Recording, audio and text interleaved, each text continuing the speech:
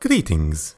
So recently Peppy has made a comment on the dev Discord that stirred some people in the wrong way. Like pitchfork and torches kind of wrong way. Now I believe that both sides want the best for the game, but they have different ideas how to go about it.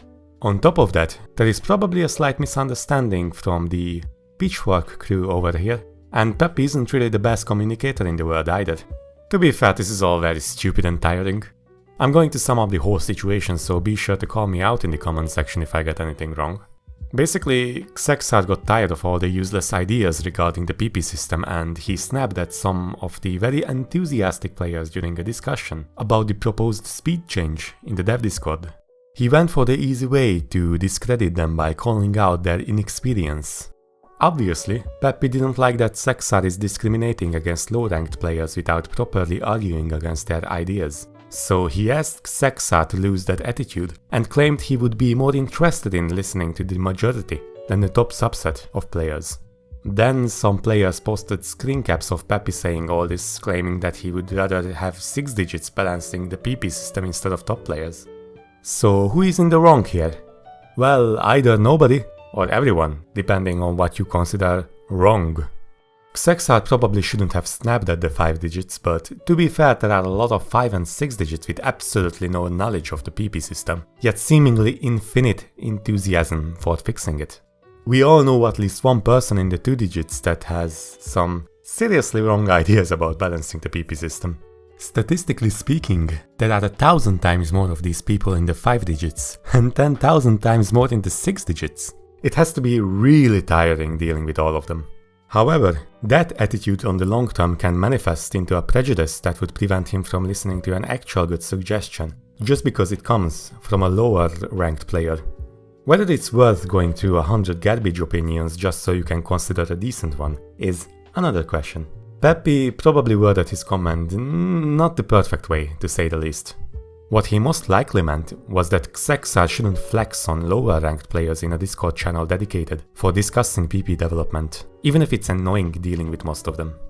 Balancing purely around top players is not okay if it hurts the lower skilled players. Taiko definitely has a problem with its PP system being absolutely broken for beginners, which may be one of the reasons why it's the least popular game mode. On the other hand, it is dangerous for an open source code to be tampered with by the aspiring PP scientist type of people. People those cannot code but have misinformed ideas aren't really dangerous, since they won't be able to execute those ideas into the code.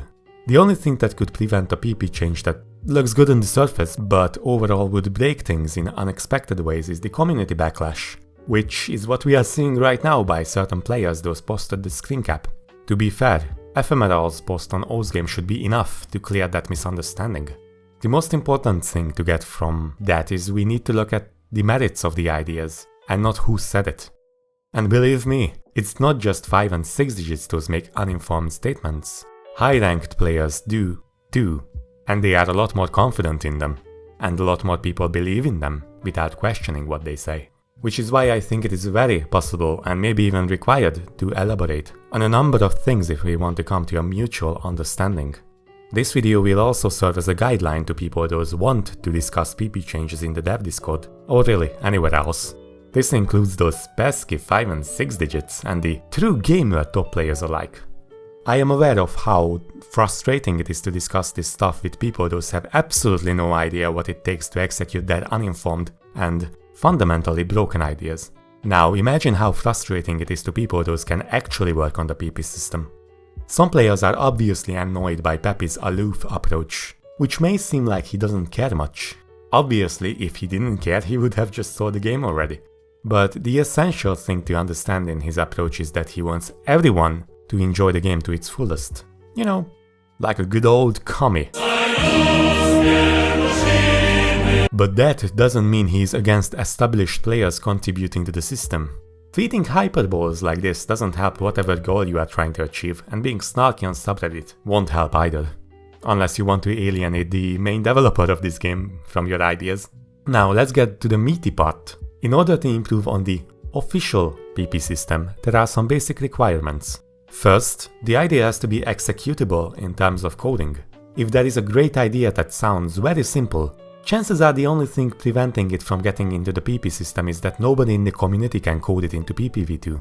Whether that's because of the currently limited data for PP calculation, the kind of data that is stored on Bancho, the lack of time and motivation for the coding experts, or the actual coding ability, is another question. Second, the patch cannot break any other aspects of the game. You need to make adjustments those are positive not just for the top tier players, but for everyone else. This may seem like a non-issue to some of you, I mean, come on, even I said that 6 digits shouldn't care about PP yet. But making slight tweaks those obliterate the PP system below a certain skill level isn't really the best way to balance the official PP system. Let's go with a very simplified example to demonstrate what this means. Say you are implementing a patch that buffs low approach rate. For high-level players it seems great, since now playing the same high-level maps with easy is worth as much as playing them with no mod. I'm really oversimplifying this, so bear with me. However, this patch also buffed easy and normal difficulties. They are now worth more than most hard difficulties, and as much as insane difficulties from the same map sets. Also, there are some maps now those are mandatory to play even for high-level players, such as Odd Loop and Don't Suffer, because they give massive amounts of PP. This example is obviously an exaggeration, just so everyone can understand the logic behind it. In case a change would be overall negative, like this, then it isn't worthy of being implemented into the official system. I hope you are starting to notice something when you hear official being repeated over and over again. To make the second point even clearer, you cannot suggest changes those feel right without any objective reasoning. No stuff like buff alt maps, nerf DT maps kind of bullshit. They will only work on a narrow set of maps and most likely will cause more problems than what they would initially solve. Third point. If you manage to get an idea that is both viable to be implemented coding-wise and does not make Odd Loop easy hidden SS 1k PP, then the numbers need to be tweaked as well. For example, a lot of stuff scales in the PP system, or at least they should. Speed, accuracy, stamina, you name it. But scaling them properly is probably more difficult than it seems first. I'm sure most of us are familiar with the proposed change that would have nerfed maps under an object count of 500. This kind of patch is what you call a band-aid solution. It does not fix the core of the issue, since maps under 500 objects are not intrinsically easier just because they have under 500 objects. Another example is how PPv2 scales OD with accuracy percentage. Right now in PPv2 there is a really sharp increase in accuracy PP on high overall difficulty, after 99%. But that sharp increase isn't really justified on maps at or above OD10, those have absolutely no rhythm complexity, nor high object count. To demonstrate, should a Hitorigoto SS worth as much accuracy PP as the Unforgiving at 98%? Obviously not, and the example is clearly exaggerated. But basically that is the fundamental problem of accuracy scaling right now in PPv2. A change that has good scaling will have to consider a lot more things than you might initially assume. Most of the time there are either hard limits on scaling, bad, and gradual, diminishing returns, slightly better.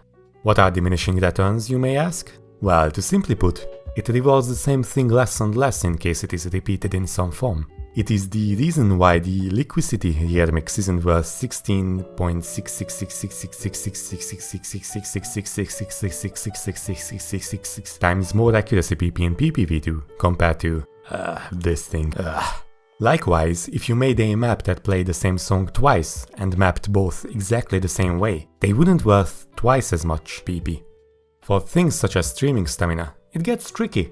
So tricky that it probably deserves its own video, but basically you have to find a balance between bursts and extremely long streams. The lesser of the two evils is probably to have one of them underrated instead of having one of them overrated, since the latter would create a snowball effect that would affect other aspects. These buffs don't just happen in a vacuum. So no death streams in your map? No PP for you. It may be impossible to design a perfect system, especially with the resources we have. But having few things underrated is infinitely better than having certain things overrated in a system such as PPv2. The "if everything is overrated, nothing is overrated" approach only works on certain tier of skill level, which would cause enormous problems everywhere else. And if only certain things are overrated like fast jumping maps or long space stream maps, then the game is going to get boring pretty fast. Okay, so if you keep these points in mind, then you will have a 68% less chance of wasting the time of whichever PP scientist you are talking to. We really have to value people those can and are willing to help develop the PP system, even if these developments are done in baby steps. Berating them for not coming up instantly with the perfect PP system for everything is a really not a smart idea if you are looking to improve PP. To those who think the speed buff is a bad idea because accuracy players will be not viable, please, have some patience. Accuracy players need a rhythm complexity aspect that would award maps those are actually hard to hack because of its rhythmical elements, not because they are OD11 single taps. But that is a much harder thing to develop, so we are stuck with what we have until someone figures it all out. Before that, any kind of shift in the meta is welcome at this point. Adding another viable way to acquire PP is a step forward, even though there are still other aspects those are lacking. Which brings me to my final point. If you are dissatisfied with how PPV2 is handled, and have the ability, motivation, talent, everything to develop it, then you might be better off spending that energy you would spend stirring drama on making your own PP system that you can tweak just the way you want it. PP Plus is a pretty decent system, even if it's not open source, goddammit! Compared to PPV2, and it is developed by only one guy who doesn't like open source, goddammit! It is entirely possible creating a third-party PP system that is developed separately from the official one. But then it's not the official, I don't care, then shut the fuck up. It's even better then. No need to consider things such as what 6-digit scrubs play. It can be balanced around specific skill levels. If this new system is so good, then after a certain skill level everyone will use it, just like OSTP back in the days. I'm not really fond of the do-it-yourself from scratch approach, when there is a base that can be used and improved. But it explains the various reverse-engineered private servers, since that was the only way players could get features they really wanted into the game. Mapping, on the other hand, is a much different topic. I probably have to mention it because I'm sure there would be people calling me out on it. There will be a video on that. A pretty long one actually.